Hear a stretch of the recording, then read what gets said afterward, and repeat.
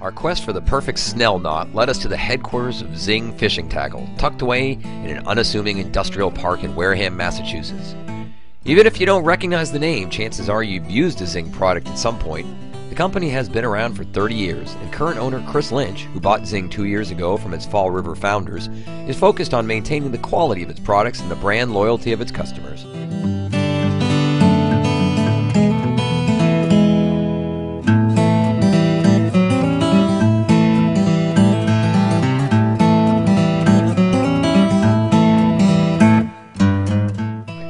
Zing makes a wide range of tackle products found at retailers from Walmart to your local mom-and-pop bait shop. Their line includes tube lures, spreader bars, snag hooks, dredges, popping cork rigs, and a distinctive chrome-plated zingamajig that seems like it's been around forever in New England. The company also makes a variety of packaged terminal rigs for fluke, cod, and other bottom fish, all of them hand-tied in the Wareham shop and distributed throughout the country. If we were going to find somebody to show us how to snell a hook, this would be the place. And find her we did. I'm here with Christina Welsh. She works for Zing, and she's what you would call a super sneller. Christina, how many hooks do you snell a month, roughly, do you think? Probably about 5,000. 5,000 hooks? Oh my God. Well, I think it's safe to say we're in good hands with Christina. She's going to show us how she does a snell knot right now. Since Christina snells a lot of hooks at one time, she uses a vise to hold the hook in position. She begins by forming a wide loop in the leader, then pinches it against the hook shank. Grasping the right side of the loop, she wraps the leader over both strands of the leader and the hook shank, being careful to avoid the sharp point. She makes 7 to 9 wraps, moving toward the eye of the hook before grasping the end of the leader and pulling to tighten the wraps. At this point, she pushes the wraps snug against the eye, removes the hook from the vise, and threads the standing part of the leader through the eye. The last step is cinching down the knot by pulling firmly on the standing line. Christina moves so rapidly that it's hard to catch the many steps involved. Let's do it again, this time using fluorescent fly line to show the steps more clearly.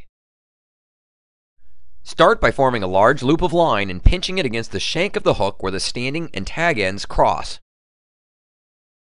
Now grasp one side of the loop and begin wrapping it around both sections of line and the shank, working toward the hook eye. Make 6 to 9 tight wraps around the hook shank. The number of wraps depends on the strength of the leader.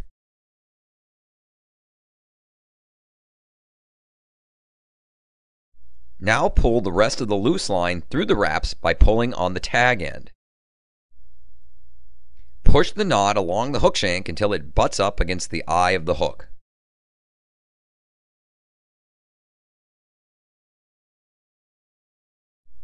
If necessary, rotate the knot on the shank so that the line exits on top of the shank.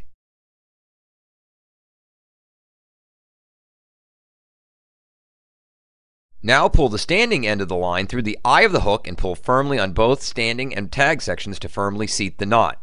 Trim the tag end and you're done.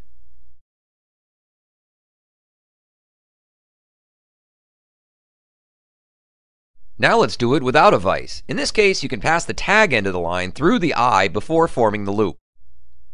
Again, pinch the top of the loop against the shank of the hook and begin making tight wraps around both sections of the line and the hook shank, working toward the hook eye.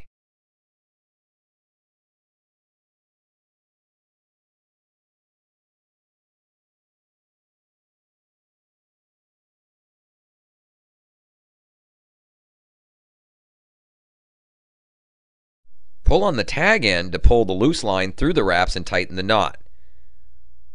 Now, push the knot along the shank until it butts up against the eye of the hook. Pull firmly on both the standing and tag sections of the line to fully tighten the knot. Trim the tag end and you're done.